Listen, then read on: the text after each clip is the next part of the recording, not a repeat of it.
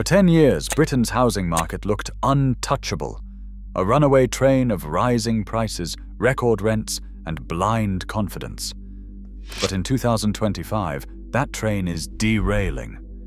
The cracks aren't coming. They're already here. Empty homes, falling valuations, landlords slashing rents just to survive. The so-called safe bets are failing, and the crash everyone said would never happen has begun. Across the country, from London's glittering towers to the quiet suburbs of the north, the illusion is breaking. Developers are stuck with empty flats. Investors are trapped in negative equity. And for the first time in a generation, tenants, not landlords, are holding the power. This isn't a small correction. It's a reckoning. The housing bubble that defined a decade of British life is bursting in real time. Welcome to the UK Dream, where we cut through the headlines and expose the truth behind Britain's property collapse. Today, we're counting down the 10 regions heading straight for disaster in 2025. Stay until number 1, because what's happening right now could change the way we live, buy, and invest for years to come. The Bristol and Bath corridor has been one of Britain's most desirable regions, creative, well-connected, and booming since the pandemic. But in 2025, the momentum that once looked unstoppable is clearly slowing.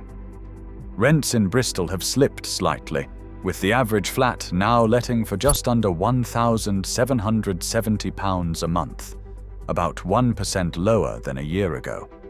That might sound minor, but for a market that only ever went up, it's a major signal. Developers across central Bristol and Bedminster built aggressively through 2022 and 2023, filling the skyline with luxury flats designed for tech workers and incoming professionals. Yet the timing couldn't have been worse. Mortgage rates doubled, inflation crushed disposable income, and tenants began prioritizing affordability over amenities. Those rooftop pools and high-spec finishes now come with incentives attached: rent-free weeks, waived deposits, even vouchers just to fill units. Bath is feeling a gentler version of the same story. Long considered immune because of its heritage and tourism appeal, it's now confronting affordability fatigue. Prices remain high, but demand has softened and high-end flats are staying on the market longer. In both cities, landlords are learning that the post-pandemic gold rush is over. The combination of high supply, tighter budgets, and an economy that's losing steam has turned the once bulletproof West Country market into one of the most closely watched correction zones of 2025. The region isn't collapsing, but the cracks are real and spreading. Leeds and West Yorkshire have long been symbols of northern growth, fueled by tech, finance, and regeneration.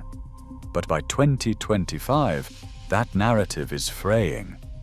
The number of rental listings in West Yorkshire has surged by more than 70% in just 12 months, one of the fastest increases anywhere in the country. Oversupply has arrived, and landlords are feeling the chill. During the boom, developers added thousands of new apartments in Leeds' South Bank and city centre, banking on endless demand from young professionals. But the economic picture has changed. Wages have stagnated, energy bills remain high, and many tenants are sharing or moving home to cut costs. Flats that once let in 24 hours are now sitting empty for weeks. Landlords are responding with a mix of realism and panic, cutting rents, offering flexible leases, or throwing in free parking to stay competitive. Even student properties, once the backbone of the local rental economy, are showing vacancies. For smaller investors on variable rate mortgages, the arithmetic no longer works: higher costs, slower growth, and tougher competition. Leeds remains one of Britain's most dynamic regional cities, but its housing market has hit a clear turning point. The oversupply that once symbolized confidence is now dragging returns down. In 2025, the story of West Yorkshire is simple: growth has limits, and they've just been reached. From Southampton's docks to Portsmouth's waterfront, the South Coast has always sold the dream of modern seaside living. But that dream is starting to wobble. In 2025, the market here is cooling fast.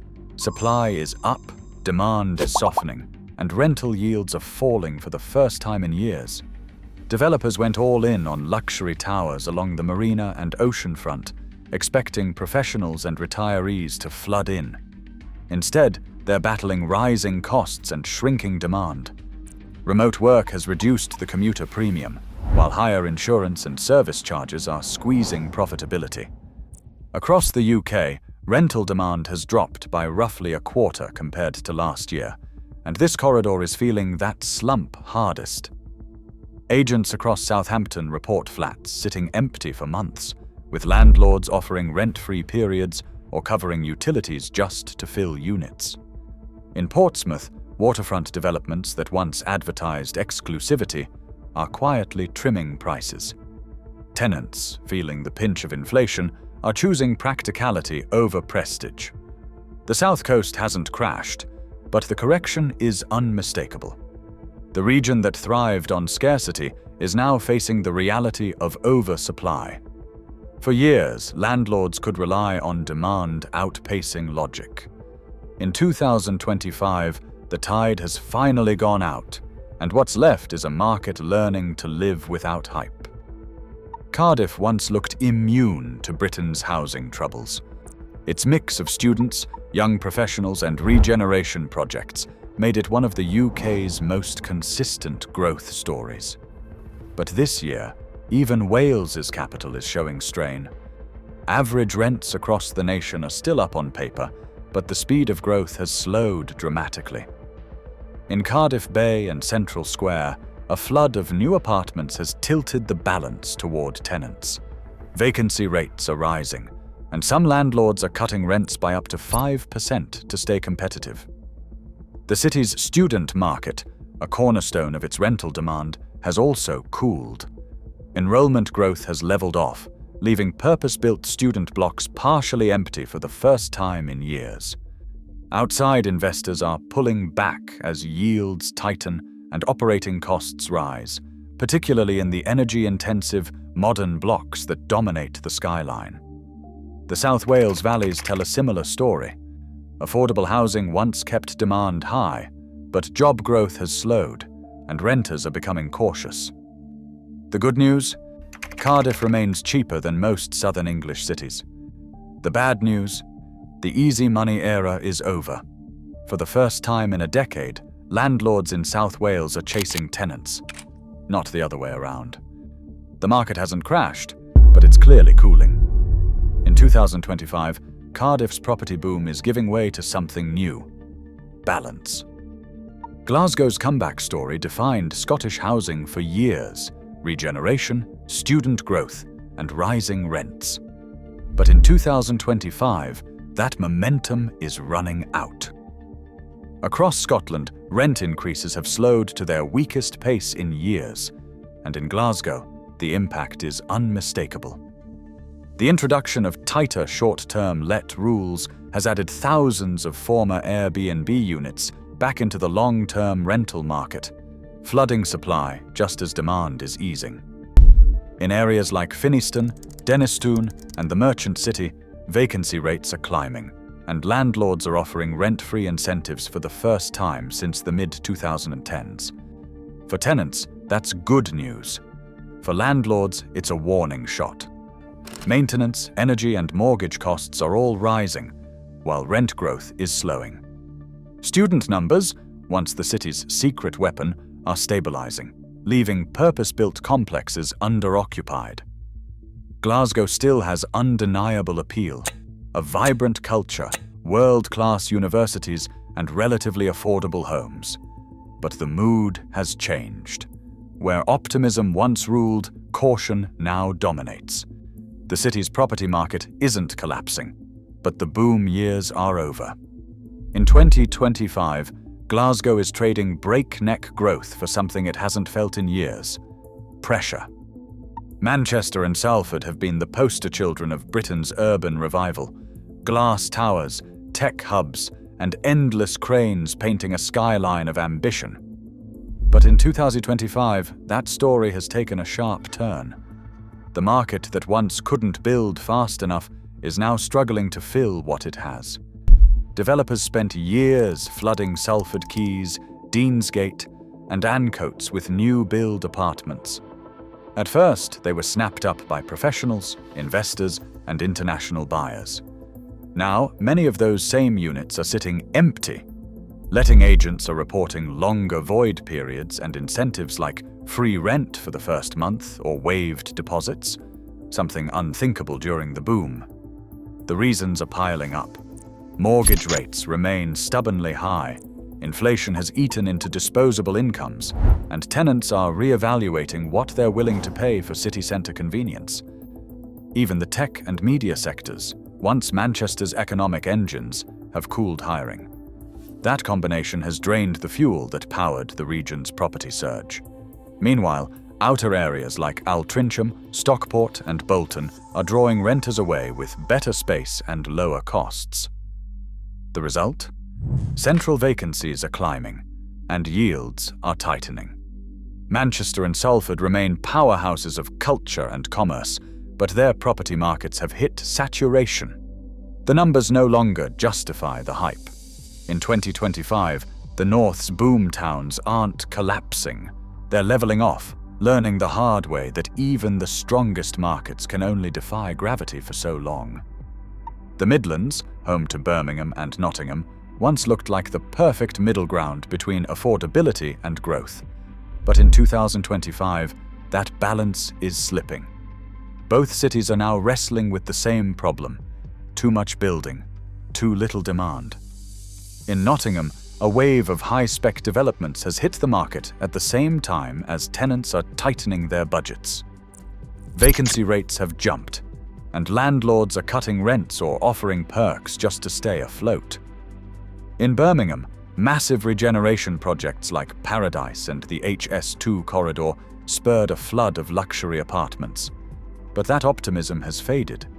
Across the region, rent growth has slowed to its weakest level in years. Inflation has squeezed tenants' incomes, while mortgage costs have doubled since 2021, shrinking profits for landlords. Some smaller investors are selling up altogether, unable to keep pace with rising costs. Students, once the safety net of the Midlands rental market, are now spoiled for choice. Oversaturation in city centre blocks means landlords who once enjoyed waiting lists are facing empty rooms. The suburbs, once considered second best, are now winning back tenants looking for value.